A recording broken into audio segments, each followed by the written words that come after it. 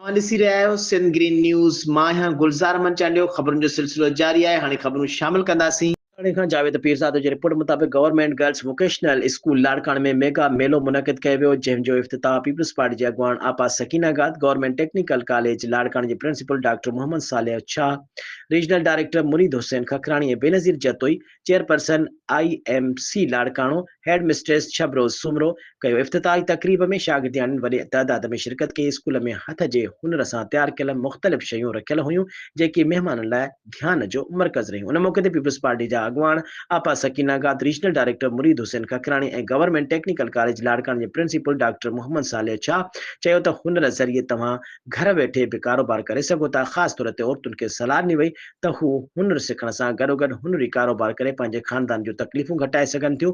उन्हनि जो चवणु हो त चीन, यूरोप में ऐं दुनिया जे कंहिं बि मुल्क में असांजा हुनर ट्रेनर रोज़गार हासिल करे रहिया आहिनि। शागिर्दनि खे तरग़ीब ॾिनी वई त हू सिलाई, ब्यूटिशियन, कुकिंग ऐं ॿियनि हुनरी कमनि जी ट्रेनिंग हासिल कनि त जीअं रोज़गार हासिल करण में आसानी थिए।